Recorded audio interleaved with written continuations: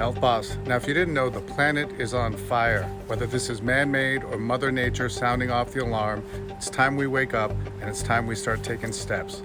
Whether it's Hawaii, whether it's Canada, whether it's Greece, or Northern California. What are the necessary preventative steps that we can take to protect ourselves and our loved ones? Probably a good time to invest in some extra air filters because it looks like fire season is upon us.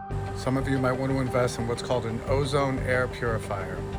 Not only does this attach to harmful particulates in the air, but it also gets rid of nasty smoke odors. Invest in a salt lamp. This is a low budget way to also attach to allergens in the air and to particulates, especially smoke. You see, this has what's called negative ions. All the smoke in the air has a positive charge. The whole idea, you add a negative to a positive, you get zero. Now, logic dictates that you're going to have to start wearing a mask, especially if you go outdoors. So the problem with many of these fires is that the surrounding areas in particular get affected, not only by smoke, but also by toxic air. Here are some natural remedy options if indeed you are starting to struggle and feel any kind of respiratory issue.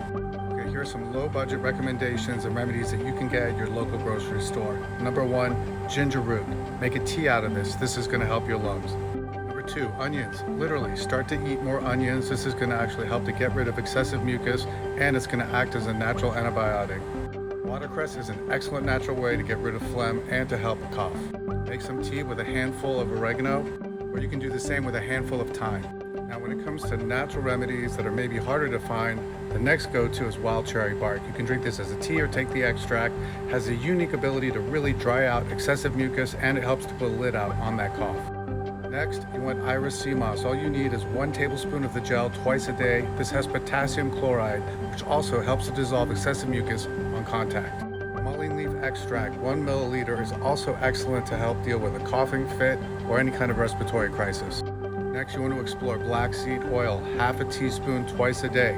Now, many people don't like the way it tastes. They compare it to turpentine, so you may want to take a capsule.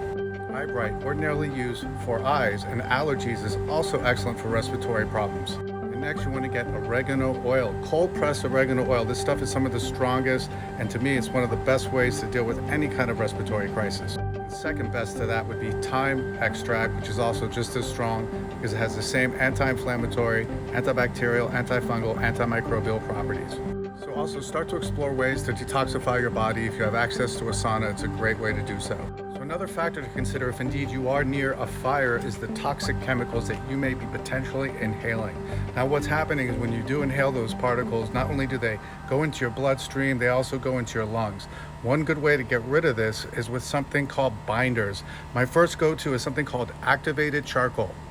Now, if you didn't know, activated charcoal is so effective, they actually use this in the ER to pump people's stomach who are overdosing on drugs or who have food poisoning. The next binder is something called bentonite clay. Again, all of these particles have negative ions in them, which actually help to absorb toxins in our body. Factor in that the toxins in your body have a positive charge. Again, we're adding a negative to a positive. The whole goal is to get zero. And then diatomaceous earth, again, is a binder that also has negative ions, that also has the ability to absorb toxins in your bowel to help you poop them out. Also, if able, start to increase your fiber intake. That way you're pooping more often. That way you're helping your body to detoxify more often.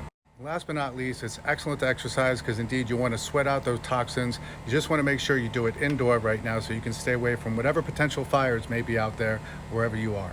So I'm not sure whether this is caused by pollution, greenhouse effects, maybe a solar flare, or maybe there's a secret war going on with secret weapons. How about we start focusing on the solution instead of always focusing on the problem? Whatever the case, I'm praying for Mother Earth. I'm praying for us that all of this heat, all of this madness comes to an end. And God forbid, if you are indeed exposed to any of this madness, I hope some of these recommendations help you and your loved ones. Health Boss.